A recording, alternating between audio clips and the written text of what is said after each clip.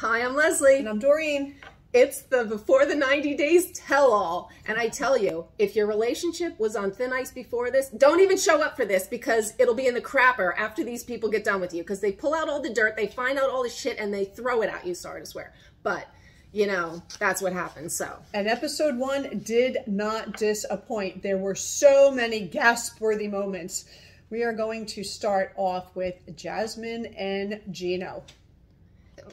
One time in 30 days. He was there for a month. No wonder. The only thing I could think of is no wonder she's a crazy person jealous because I'm with her. One time. As she said, you've got to empty your bowl somewhere. If it's not with me, I'm agreeing with the crazy person. Something is going on there. Like, yeah, something is terribly wrong. And I'm wondering, maybe he's still in love with his ex-wife. Maybe she's been right all along to have all this jealousy because one time, that is a problem. That is a problem. Well, you know what came out? What came out is he likes playing with his pee-pee better than he likes making love to Jasmine. That's a problem. All the guys on the show were like, that's a problem. What? That's a problem. I was just like, oh my God. Oh Not sure why you're looking for a wife if you're perfectly happy by yourself. Nothing wrong with that. It was just like, don't bring somebody else into it. Yeah, I was like, that was a shocker. And I'm sitting there thinking, didn't they know that would come out? Like, I don't even know. And like, Jasmine, sex one time in 30 days for your boyfriend, fiance, who lives a bazillion miles away, huge red flag. Huge, big, huge. Yeah, are you kidding me? Like that's why she's freaking out because something is not right there. But you know what? Remember in one of her fights, she yelled, she's like, I've made, and it was all bleeped out, I've done blah, blah, blah with you like 20 times more than your ex-wife or something. Right. Does that statement still stand?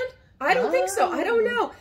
But that was mind-blowing to me. Mind-blowing, I don't even know. But he's supposedly got the paperwork in process, right? He filed it. I'm like, oh, lovely. The other thing that is mind-blowing to me in this, and I love Sean, and I love, as Leslie said, all of the dirt that comes up.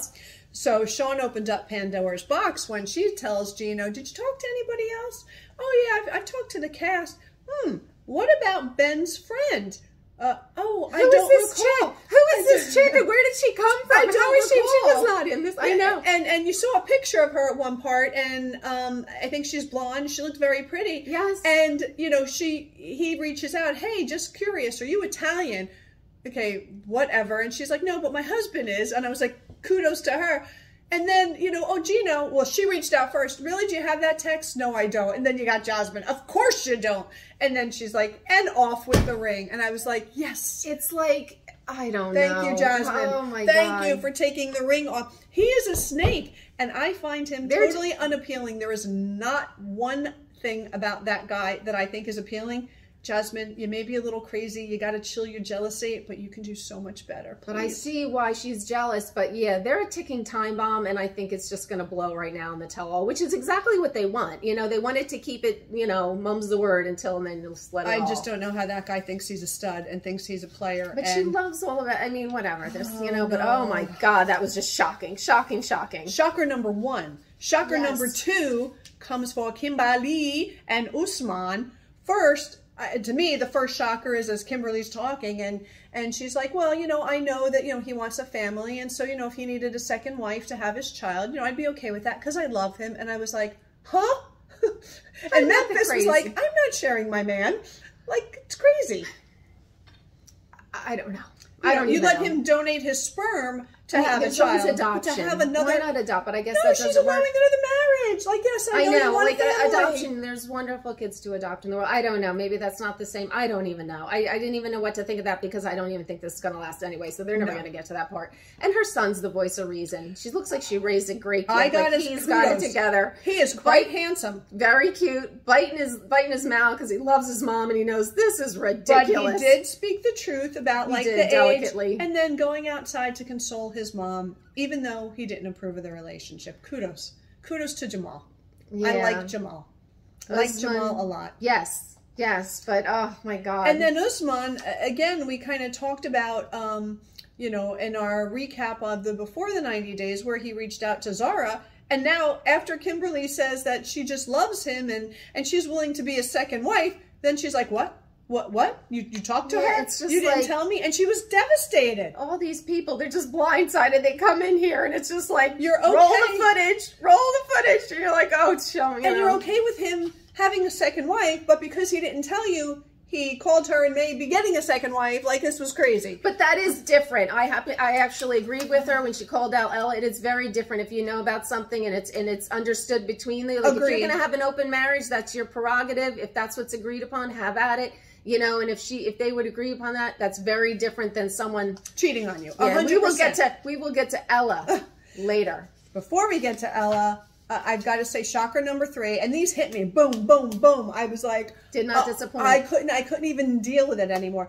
Mike and Ximena. So when we last left Mike, I am done. I am not reaching out. I won't be reaching out to her. 24 hours later, we saw that he is offering a house in Colombia, a house in New York, numerous vacations.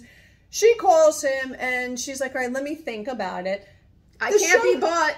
Yeah, she says she can't be bought, and I was really proud of her. The show starts, and he's like, me and Ximena worked it out, and we're together. I was like, huh? You know, and they pan to her, and you look at her face, and I'm sitting there thinking, maybe she didn't understand. There was no translation happening. He could have just said, you know, it's a lovely day here in New York. You know, the weather's beautiful, and she was just like, because she doesn't. Yeah, her face was just like whatever. Yeah. Yeah. So I don't even know if she understood that. It's not like you think that was the confirming look, but we don't even know if she understood that. We didn't get into them on this episode because there was no translator. There was no phone app for that one. So, but part 2, we need to know what's going on with that.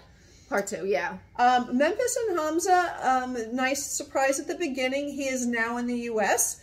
Not sure where they are. And the whole they baby said, thing. you know, they said it was about 6 months. Like someone had mentioned that the visa process had been going for about 6 months. They were waiting. So I'm assuming he just got his and came over. So if you tack that on, she should be about 7 months. I couldn't even tell. Yeah, she didn't look pregnant. So she I was thinking maybe it was after the fact. She should be about 7.5 months pregnant with my math adds up there. But we'll see. Maybe, you know. I think the baby might already be born because she had a sexy dress on. I don't think you'd be wearing a dress like that. I think she's still pregnant. I think she's still pregnant. But who just knows? based on that. Stay tuned for that. Because if she had the baby already, hell no, it ain't that would be another problem. No, the baby can't come yet. She can't explain she had a 10-pound baby and only 5 months. Oh, that's true. That's if this is right afterwards. Yeah.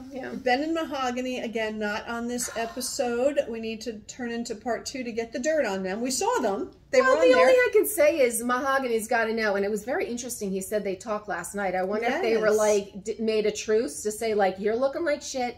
If I'm looking like shit, if we don't want each other to look like shit, we got to get this together. And you know what killed me about Ben is when they first came out in the beginning, he was like suddenly so all-knowing about relationships. Like he was like trying to school Mike and whatever, and people are, and oh, a guy doesn't want a woman chasing after him. And, you know, like he was Ben said that? Ben was saying that to Kimberly, you know, like, oh, that's unappealing. It should be the guy should be the aggressor. You know, the guy should be like, he was suddenly schooling everyone on how to do this great relationship. He was the worst. He did not read a clue. He didn't read the room. He was just like, how many times did she say, you know, I'm over it? And then he was like, I'll still take her, you know, like, I'm like, oh, how big of a chance. But just wanted to say, Mahogany brought it. She has beautiful hair, and she did a blonde. I'm sure trying to bump up that look because everyone's coming at her for those filters. Even, you know, Jasmine called her out for the filters. So I was like, you do it, because, you know. But yeah, next week we should hear about them. So, but I just got to say, and then Ella and Johnny, which was the sleeper of the whole thing. We really didn't care about them and everything. But I just thought, I have one quote down here that happened right in the beginning when they panned to Ella, and she said, what can I say? I'm a people pleaser. And I go, therein lies the problem. Therein lies the problem. Ella, you please too many people. You were supposed to be in a relationship. Yes. She needs therapy. You know what? We need group therapy. I think we can get a group rate for basically all these people, you know. And Ella did take a beating from Kimberly when, you know, Kimberly was kind of saying, hold on, you cheated. Rightly so. There's a difference. I agree with Kimberly on that. I did too. I did too. Very different. Yeah, she was just like... But we didn't get into, you know, they didn't get, you know, down and dirty with Ella and Johnny. So we're going to have to wait for the tell-all part 2 to really find out the truth about what happened with Mike and Ximena, the truth about where Ben and Mahogany are, and what couple can survive the tell-all and actually live to stay together. Memphis and Hamza. I'm going to go with them. Yes, That's it. That's about it. That's about it. But anyway, thanks for tuning in. yes, and if you like us, please subscribe and comment below. And we are all excited for part 2. There's only a part 2, right? There's not a part 3. There better be part 2 because I can't keep waiting for this. This is like cliffhangers. Yes. We're tuning in for part 3, for part 2. Anyway, we will see you next time. See you next week. Bye. Bye-bye.